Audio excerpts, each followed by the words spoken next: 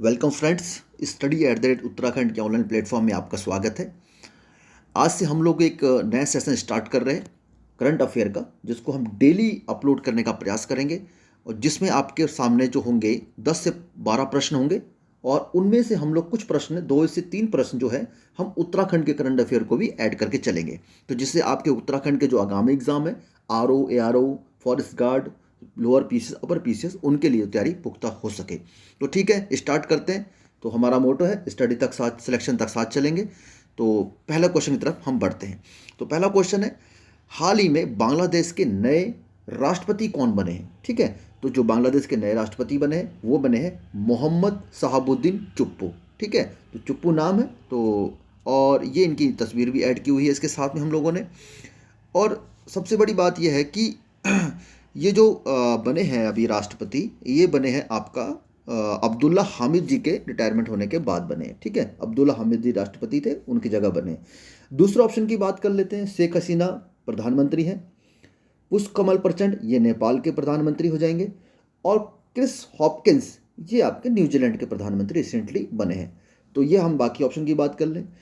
और अगर हम बांग्लादेश के साथ कुछ हमारे जो करंट के टॉपिक हम डिस्कस कर लें, एक है संप्रीति एक्सरसाइज, जिसको आप याद करके चलेंगे। संप्रीति एक्सरसाइज बांग्लादेश और भारत के बीच में आयोजित की जाती है। एक याद कर रख सकते हैं आप, कुशियारा रिवर समझौता। कुशियारा रिवर का एक समझौता हुआ था भारत और बांग्लादेश के बीच में। इसी के साथ आप याद कर चल सकते हैं 100वां संविधान संशोधन। 100वां संविधान संशोधन जिसका संबंध है वो है बांग्लादेश और भारत के बीच में।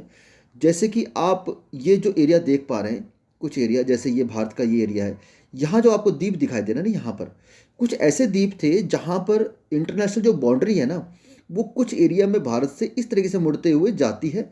तो उससे क्या होता है कि कुछ द्वीप जो है भारत और पाकिस्तान बांग्लादेश के बीच में विवाद का विषय बन रहे थे। तो 100वां संविधान संशोधन द्वारा इसको सॉर्ट आउट करके कुछ हिस्सा बांग्लादेश को स्थानांतरित कर दिया गया था और कुछ हिस्सा हमारे इससे आ गया था। तो ये 100वां संविधान संशोधन आप इसको याद करके रख सकते हैं। तो इतनी जानकारी काफ़ी है। और एक यहाँ पर आप देख सकते हैं चित्तौगांव जो है, यहाँ पर चित्तौगांव आपका बंदरगाह है। इसके डेवलपमेंट के लिए, इसके इस्तेमाल के लिए भारत को इजाज़त मिली है और इसकी तरह समझौता हुआ है बांग्लादेश के साथ में। ठीक है, तो पहला क्वेश्चन आपका ये था। तो इसी क्वेश्चन हमने काफ़ी चीज़ें फैक्ट फाउंड आउट किए, तो उम्मीद करते हैं आपके लिए ये चीज़ लाभदायक जरूर सिद्ध होगी। अगला क्वेश्चन है, सऊदी अरब की किस महिला को अंतरिक्ष मिशन पर भेजा जाएगा?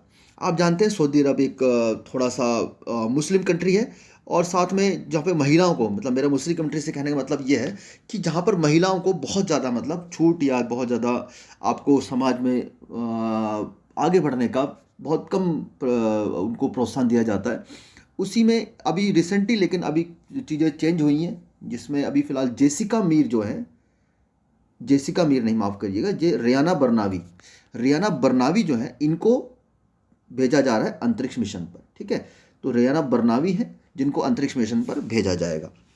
ठीक है, तो ये जो अंतरिक्ष मिशन है, ये जो लॉन्च किया जा रहा है, ये आपका क्या है, स्पेस एक्स, आपने सुना होगा स्पेस एक्स, एलोन मस्क की कंपनी है, उनके जरिए फॉल्कन रॉकेट है, फॉल्कन रॉकेट के जरिए इनको भेजा जा रहा है। ठीक है, और मिशन का नाम है AX2। ये आप ये चीज़ें याद करके रख सकते हैं। ठीक है, और आप इसके साथ कुछ और चीज़ें आप ऐड कर सकते हैं, जैसे सऊदी अरब की जो कैपिटल है वो रियाद हो जाएगी, कैपिटल रियाद। करेंसी आपकी रियल, करेंसी रियल है इसकी। और विश्व की पहली vertical city, vertical city develop करने वाला ये सऊदी अरबी देश हो जाएगा। ओके, तो ये कुछ चीज़ें जानकारी थी।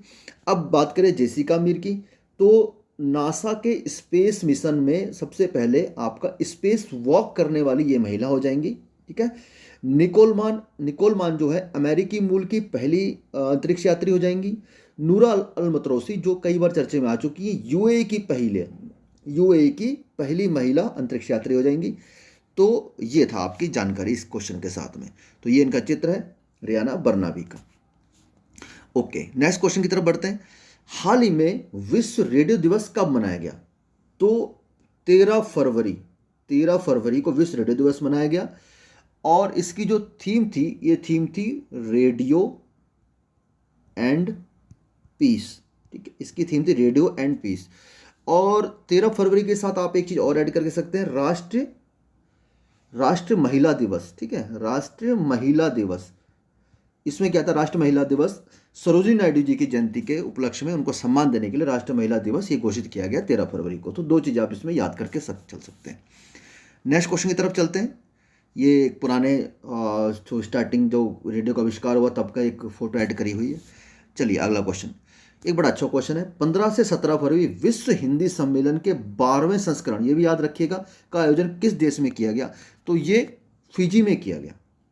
ठीक है, फिजी कंट्री है, जैसा कि आप इस चित्र में देख पाएंगे। ये जो ऑस्ट्रेलिया है, ऑस्ट्रेलिया के जस्ट आप इधर देख सकते हैं उत्तर पूर्व की दिशा में एक फिजी कंट्री है, जिसकी राजधानी हो जाएगी सुआ।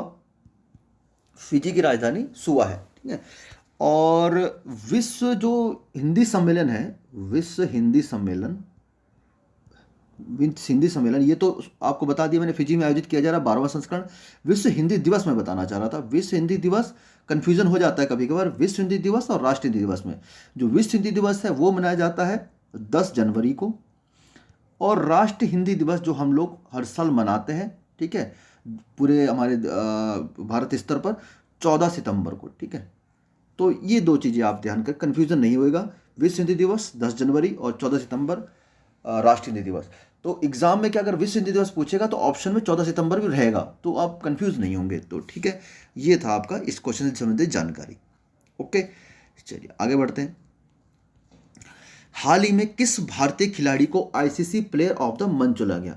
देखिए, ICC player of the month जो आईसीसी ने स्टार्ट किया था लास्ट आई थिंक 2 साल हो गए, तो जो पहले ICC player of the month जो चुने गए थे वो थे ऋषभ पंत, जिनका हाल ही में एक्सीडेंट हुआ है।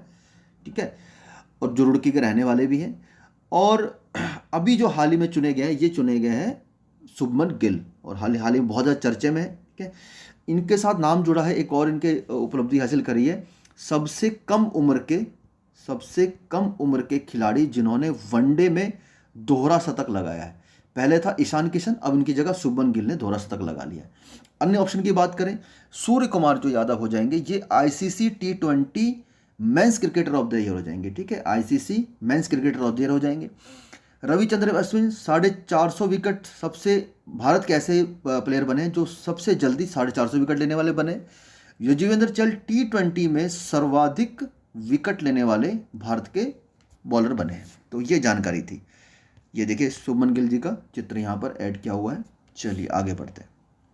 अगला क्वेश्चन है, हाल ही में प्रधानमंत्री नरेंद्र मोदी ने एशिया के सबसे बड़े एयर शो का उद्घाटन किया। ठीक है, तो ये कहाँ पे किया गया? तो ये बेंगलोर में किया गया है।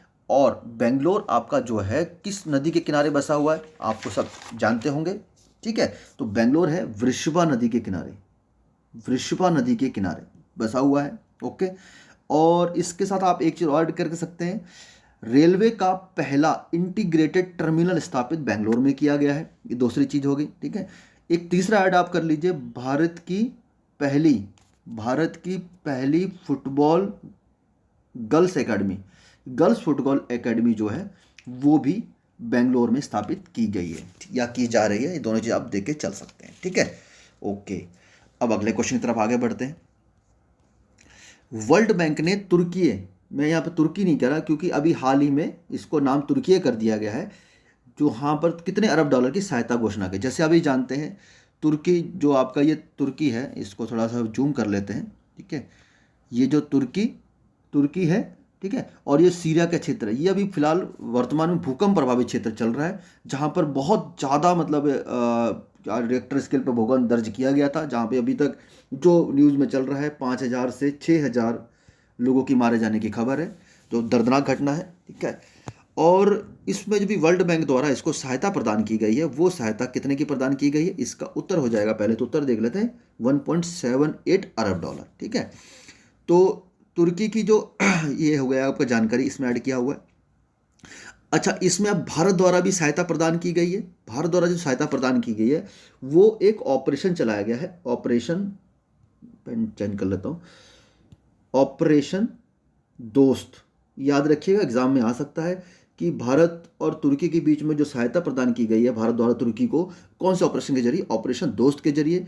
और अगर हम ऑपरेशन की बात कर ही रहे हैं तो अभी जैसे अफगानिस्तान से भारतीयों को निकाला गया था, वो चलाया गया था ऑपरेशन देवी शक्ति, बिल्कुल याद रखिएगा। और यूक्रेन से जो फंसे हुए लोगों को निकालने के लिए भारत चलाया गया था ऑपरेशन गंगा। ये आपको फैक्ट आप याद रख सकते हैं, ठीक है। अब वापस आते हैं तुर्की पर। आप तुर्की के ऊपर देख रहे होंगे ब्लैक सी, ब्लैक सी देख पा रहे होंगे। तो इसके साथ आप एक चीज़ ऐड करके चल सकते हैं, तुर्की की सीमा ब्लैक सी से लगती है और यहाँ पर आप देख रहे होंगे एजोव सागर, ठीक है।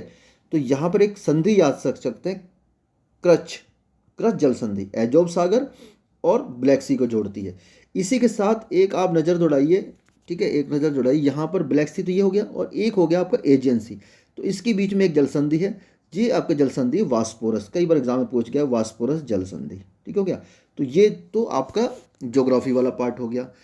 और अब देख रहे हैं यहाँ पे, आप देख सकते हैं इस्तांबुल दिख रहा होगा, यहाँ पे इस्तांबुल तुर्की का सबसे बड़ा शहर है, ठीक है। ये एकमात्र ऐसा शहर है जो यूरोप के अंतर्गत आता है और बाकी पूरा का पूरा तुर्की जो आता है एशिया में आता है। जो यूरोप वाला हिस्सा है, जो यूरोप वाला हिस्सा है, यूरोप वाला हिस्सा है उसे कहा जाता है आपका थ्रेस, और एशिया वाला जो हिस्सा आता है उसे कहा जाता है अनातोलिया। Okay, Anatolia. ये कुछ जानकारी तुर्की से रिलेटेड थी, ठीक है। तो उम्मीद करता हूँ आपको ये चीज़ें, काफ़ी सारी चीज़ें ऐड करके मैं बताते जा रहा हूँ, एक क्वेश्चन के जरिए काफ़ी चीज़ें हम निकाल के चल रहे हैं। तो ये भूकंप की एक तस्वीर थी, बहुत दर्दनाक तस्वीर थी। तो हमारी सारी जो संवेदनाएं उनके साथ हैं। और चलिए आगे बढ़ते हैं अगले क्वेश्चन की तरफ। 74वें गणतंत्र दिवस के अवसर पर, अब देखिए ये जो क्वेश्चन आ रहा है ये आपका उत्तराखंड से, उत्तराखंड करंट अफेयर से आ रहा है, जो आने वाले एग्जाम में आपके लिए बहुत बहुमूल्य आपका साबित हो सकता है। उत्तराखंड करंट अफेयर से हमने 2 प्रश्न ऐड किए हैं, 2 से 3 प्रश्न, तो उसको देखते हैं। सबसे पहले 74वें गणतंत्र दिवस के अवसर पर गुरुकुल रुड़की की किस आचार्य को पद्मश्री सम्मानित किया गया? ठीक है, बहुत इंपॉर्टेंट क्वेश्चन है। तो डॉक्टर सुकामा को ये पद्मश्री से सम्मानित किया गया 74वें गणतंत्र दिवस पर। ये जो डॉक्टर सुकामा है, ये है, गुरुकुल है विश्ववारा कन्या गुरुकुल रुड़की। तो ये भी आ सकता है कौन सी उनके स्कूल का या कॉलेज का नाम क्या है? तो विश्ववारा कन्या गुरुकुल रुड़की। ओके, तो ये जो आपके डॉक्टर सुकामा है, इनको ये किस वजह से दिया रहा है? ये वर्तमान में क्या है, जो कन्याओं को निःशुल्क संस्कारवान शिक्षा, जो संस्कारवान शिक्षा है, वह बोलती हैं कि जो संस्कारवान शिक्षा है, अध्यात्म और संस्कार आज के देश में, आज के समय में बहुत ज़्यादा जरूरी है। तो ये हो जाएंगी डॉक्टर सुकामा जी, ठीक है, जिनका ये चित्र हमने ऐड किया हुआ है। ओके, अगला क्वेश्चन है 74वें गणतंत्र दिवस के अवसर पर उत्तराखंड से किनको वीरता पुरस्कार से सम्मानित किया गया? तो इन सभी के आगे आप मेजर लगा लीजिएगा, मैं मेजर लगाना मिस हो गया मेरे से, ये सम्मान होता है, ठीक है। तो ये हो गया। इनमें क्या था कि जो मेजर प्रशांत भट्ट है, ठीक है, ये कौसानी से आपका बिलोंग करते हैं, कौसानी से बिलोंग करते हैं। कौसानी कहाँ है? बागेश्वर में है। ओके, यहाँ से बिलोंग करते हैं। इनको वीरता पुरस्कार से सम्मानित किया गया है, ठीक है।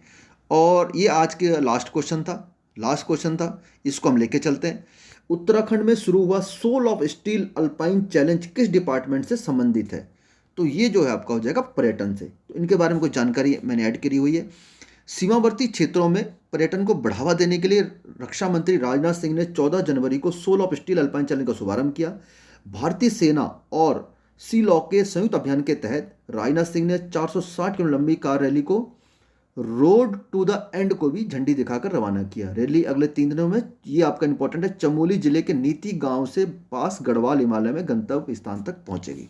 तो सोल ऑफ स्टील आप इसको याद कर सकते हैं, किस चीज संबंधित है। अब देखिए ऑप्शन में क्या आएगा, स्टील आपने वर्ड देख लिया, आपने स्टील देख लिया, तो आपको हो सकता है उद्योग दे दे, ठीक है, इस्पात ऑप्शन दे दे, तो आप इस चीज़ को आप लेके चलेगा, लेकिन ये है ऑप्शन में पर्यटन से संबंधित है।